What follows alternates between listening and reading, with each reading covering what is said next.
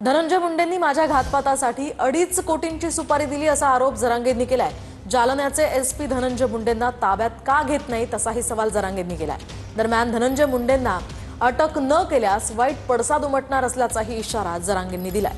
तर जरांगेंच्या आरोपावर मला काहीही बोलायचं नसल्याचं मुंडे म्हणालेत। एसआयटी नेमलेली आहे, पारदर्शकपणे काम करतेय असंही धनंजय मुंडे म्हणाले। धनंजय मुंडेंनी जरांगे पाटलाच्या घातपाताची 2.5 कोटीला सुपारी दिली होती हे त्यांनी कबूल केलं। मग तुम्ही जालन्याचा एसपी गृह मंत्रालयाला अर्ज करून त्याला अटक का करत नाही आणि चौकशीला का बोलत नाही? फडणवीस साहेब, मनोज जरांगे बोलला तर मग हटत नाही। तुम्हाला सांगतो याचे पडसाद वाईट होणार आहेत हा, तुम्ही जर त्याला चौकशीला घेतला नाही तर। माजी मंत्री धनंजय मुंडे आपल्या बरोबर आहेत। मुंडे साहेब, खरं तर आरोप तुमच्यावरती जरांगे पाटील करतात की त्यांच्या मला यावर काहीही बोलायचं नाही। एसआयटी नेमलेली आहे आणि एसआयटी पूर्णपणे पारदर्शकपणाने काम करते। तुम्हाला तरी विश्वास बसेल का? चालतं आता हे आपल्याला कळायला पाहिजे की हेतू पुरस्कार आहेत का काय आहेत, फक्त एकट्यावरच आहेत। तुम्हाला टार्गेट केलं जातं हे आता आपल्या माध्यमांना लक्षात आलं की टार्गेट अशा पद्धतीने केलं जात आहे।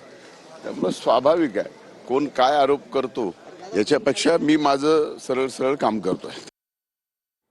तर आपण पाहतोय जरांगे आणि धनंजय मुंडे यांच्यामध्ये अजून सुद्धा काही मुद्द्यांवरून हे वार पलटवार सध्या पाहायला मिळतात। आणखी एक महत्त्वाची बातमी समोर येते। विरोधी पक्षनेते पदाचा निर्णय घेणं अभिप्रेत आहे असं सतेज पाटील म्हणाले। किमान अजित पवारांनी तरी मुख्यमंत्र्यांना हे सांगावं असंही सतेज पाटलांनी म्हटलंय। तर काँग्रेस आणि ठाकरे सेनेकडून विरोधी पक्षनेते पदासाठी नाव देण्यात आलेलं आहे असंही सतेज पाटलांनी स्पष्ट केलंय। म्हणून मी म्हणलं तसं की लोकशाहीची बूज राखायची असेल, स्वर्गीय यशवंतराव चव्हाण साहेबांना अभिप्रेत असणारा महाराष्ट्र जर महाराष्ट्रामध्ये दिसायचं असेल तर हा निर्णय घेणं अभिप्रेत आहे। किमान अजितदादांनी तरी मुख्यमंत्र्यांना समजावून सांगावं।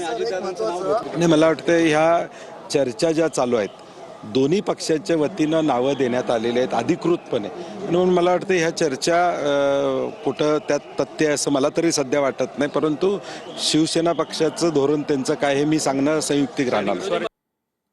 तर उपमुख्यमंत्री अजित पवार हे 10 तारखेला दिल्ली दौऱ्यावर जाणार असल्याची माहिती आहे। दिल्लीतील एका खासगी कार्यक्रमाला अजित पवार हजेरी लावणार आहे। सभागृहाचं कामकाज संपवून अजित पवार दिल्लीला जाणार असल्याची माहिती आहे। तर दिल्लीत अजित पवार आता कुणाची भेट घेणार याकडेही लक्ष लागलंय।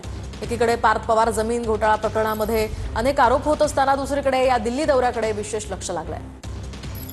नाही, सुरक्षित मातृत्व मिळावं, ज्या आधी घरी डिलिव्हरी व्हायच्या, ज्यामध्ये आईच्या आणि बाळाच्या दोघांच्या जीवाला धोका होता, आणि त्यासाठीच प्रधानमंत्री मातृवंदन योजना ही एक योजना संपूर्ण देशामध्ये राबवली जाते। आपल्या राज्यातही ती प्रभावीपणे राबवली जाते।